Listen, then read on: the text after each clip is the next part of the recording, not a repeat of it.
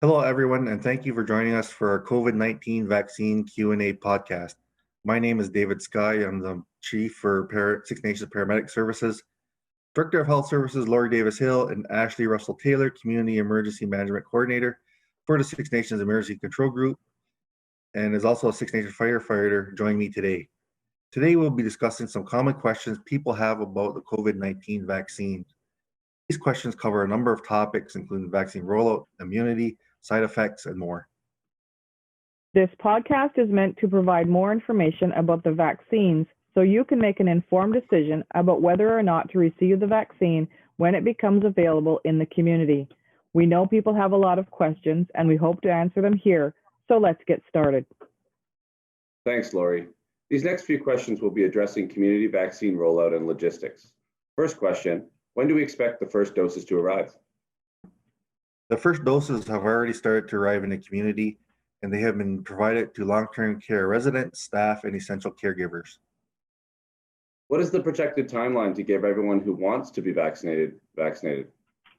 The Government of Ontario has stated that adults in First Nations communities are a priority for Phase 1 and 2 in Ontario's vaccine rollout.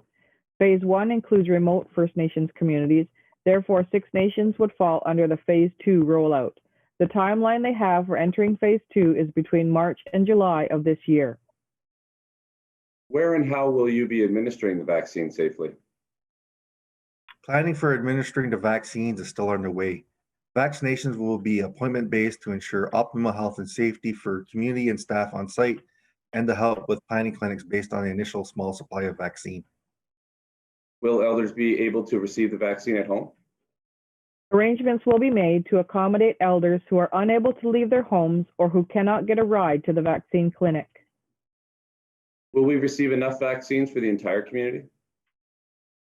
At this point in time, we do not know how many doses of the vaccine we will receive.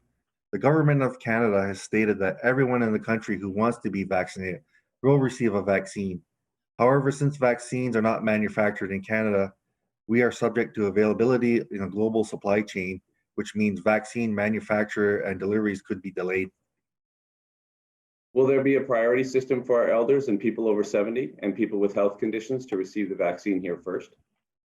Yes, our community elders will be prioritized to receive the vaccines. Those in our community with severe chronic health conditions will need to consult with their primary care provider before receiving the vaccine.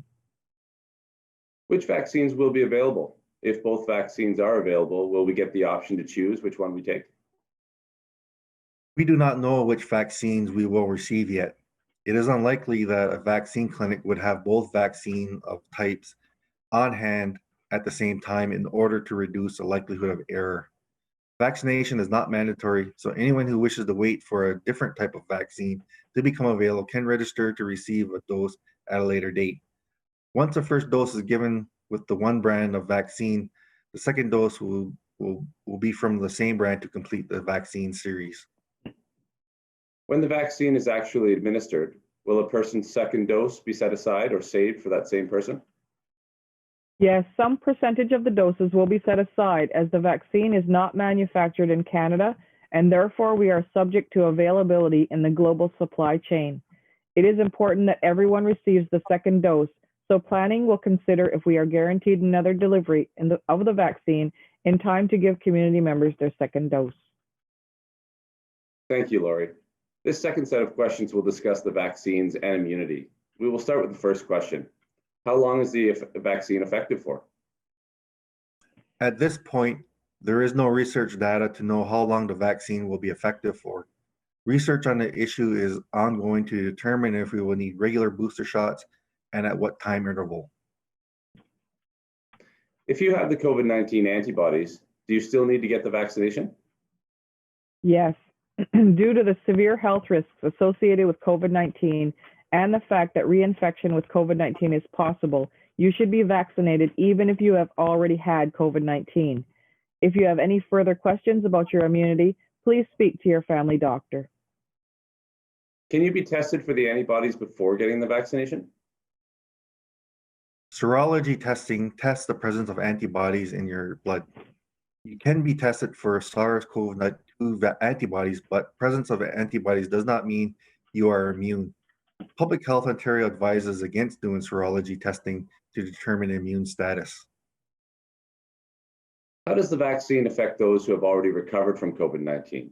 In this case, does it actually boost immune responses since some immune responses are present from having COVID-19?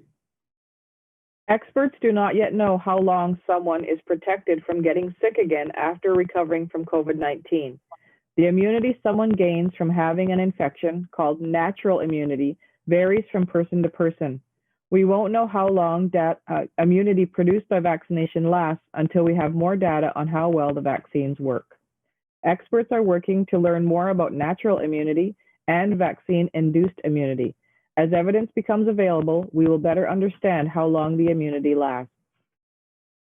How long will the vaccine last? Will we need booster shots in the future? We don't know how long immunity lasts after vaccinations until we have more data on how well COVID-19 vaccines work in real-world conditions. Researchers are working to learn more about both vaccine-induced and natural immunity. Thank you. These next questions will be about the potential side effects of vaccines. The first question is, if someone is immunocompromised or has other health issues such as diabetes, how should they decide whether it is safe to receive the vaccine?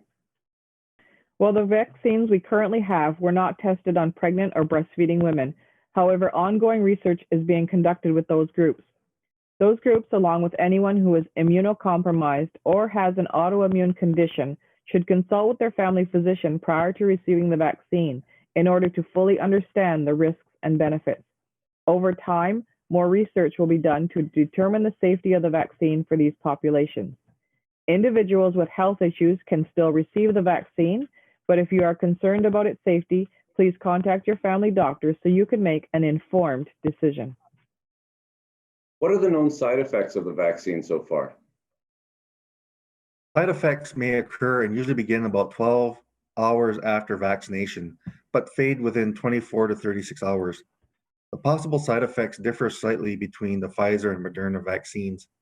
For the Pfizer vaccine, side effects may include pain at the injection site, fatigue, headache, muscle pain, joint pain, fever, diarrhea, and in rare cases, enlarged lymph nodes. Possible side effects for the Moderna vaccine include pain in the injection site, fatigue, headache, muscle and joint pain, chills, nausea and vomiting, enlarged lymph nodes, and in rare cases, a fever. If you have any kind of allergy, can you still get the vaccine? Yes, having allergies does not necessarily prevent you from safely getting the vaccine. However, individuals who have ever had a severe allergic reaction or anaphylaxis to a previous dose of an mRNA vaccine or to any of its components, including polyethylene glycol or its container, should not get the mRNA COVID-19 vaccine. If you have severe allergies and are at all concerned about the safety of getting the vaccine, please consult with your family physician. We will now be moving on to general questions. How will you be notifying the community about vaccine distribution and reaching the elderly who don't have social media access? Community notification will take place in several ways. Through radio with the two local stations, CKRZ and Jukasa, newspapers with Turtle Island News and Two Row Times, residential mailbox postcards, as well as the Six Nations Grand River online platforms such as sixnations.ca website and sixnationscovid19.ca website, and the 4 social media accounts on Facebook at Six Nations Grand River, Six Nations COVID, and Twitter, SN Grand River, and at 6N COVID-19. The elected chief will also continue to give regular updates on both radio stations on Friday afternoons. Updates will also be provided in way of press releases, postcards, and Q&A sheets, which will all be shared through the communication channels described above. In terms of reaching the elderly, bundles of all the communication pieces explained above, press releases, postcards, and Q&A sheets, will be delivered to long-term care residents in the community, including Iroquois Lodge and the J. Silver Hills complex. If you receive the full vaccination, do you still need to wear a mask in public? Yes, we will still need to practice public health precautions such as mask wearing after we get vaccinated. The reason for this is that there is not enough evidence at this time of the effectiveness of the COVID-19 vaccines in preventing and reducing asymptomatic transmission and infection. Another reason for continuing to wear a mask is that not everyone will be vaccinated at the same time, and while others are still waiting to get vaccinated, people will still need to protect themselves and others by wearing masks, physical distancing, and washing their hands. There will also be individuals who cannot receive the vaccine due to various reasons, and we need to continue wearing masks to protect them and other vulnerable populations. We will continue to follow the precautions until they are lifted by public health. How does the vaccine work? What are the ingredients? Both the Moderna and Pfizer vaccines use messenger RNA, which provides instructions to the cells in our bodies to make a viral protein from the coronavirus called a protein spike. The mRNA provides the instructions that allows the cell to make the spike protein, and then the immune system is activated to recognize the spike protein as being different from the body's own proteins and initiates an immune response. The mRNA is then broken down by normal cellular mechanism, and the spike proteins are destroyed by the immune system. A full list of the vaccine ingredients can be found on the Q&A page of our website. How is the vaccine different from other vaccines in terms of development timeline and ingredients? The COVID-19 vaccine is different from the flu, measles, polio, and MMR vaccines. COVID-19 vaccines specifically target SARS-CoV-2, which is the virus that causes COVID-19. The first two vaccines that have been approved for use in Canada use messenger RNA or mRNA. mRNA vaccines teach our cells how to make a protein that triggers an immune response inside our bodies. That immune response, which produces antibodies, is what protects us from getting infected if the real virus enters our bodies. AstraZeneca and Johnson & Johnson vaccines are adenovirus vector vaccine, which means the vaccine uses codes that mimic the spike protein found in SARS-CoV-2, and our bodies create antibodies specific to that shape of protein. Do the vaccines actually prevent you from getting COVID-19, or do they just lessen the symptoms? Studies of COVID-19 vaccines have shown that they are very effective at preventing people from becoming sick with COVID-19. This means the vaccines will protect those who receive it from getting sick. So does the vaccine work? Yes, the first two vaccines that have been approved in Canada, Pfizer and Moderna, report that their vaccines show approximately 95% efficacy at preventing both mild and severe symptoms of COVID-19 after the second dose.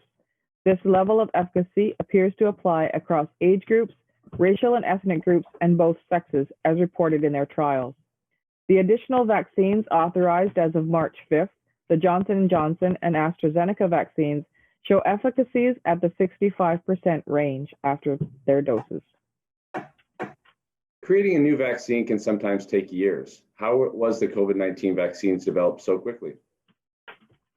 The COVID-19 vaccine was developed in record time due to a shared effort by researchers and scientists around the world, and due to combine new processes for review and evaluation of clinical trial data, as well as increased funding for vaccine research.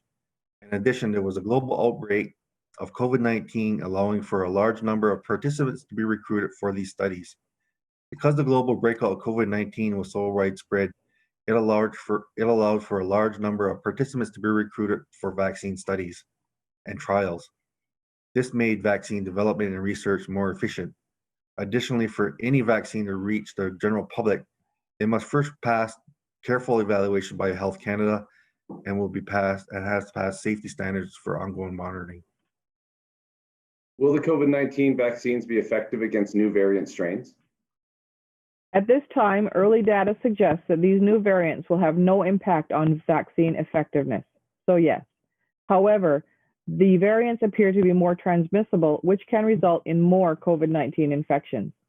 We already know that public health measures and individual practices are effective. To ensure that various virus variants do not spread more quickly, we urge people to continue to follow public health measures and individual practices to keep you, your families, and our communities safer. That concludes the Q&A portion of this podcast. I'd like to thank Director of Health Services, Lori Davis-Hill, and Paramedic Chief David Skye for joining us today and taking the time to answer our questions. We would like you to take this opportunity to remind anyone listening to continue to follow public health guidelines to protect our people and keep our community safe. This includes staying home, not interacting with people outside of your household, wearing a mask, washing your hands, and continuing to social distance. We will continue to provide the community with updates on vaccine distribution. We also regularly share information about vaccines on our social media platforms.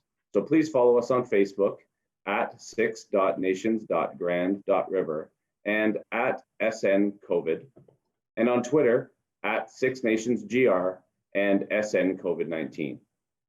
We encourage everyone to make an informed decision when it's your turn to get the vaccine, and we hope that this podcast will answer some of your questions. Thank you to everyone for listening, and stay safe. Yama.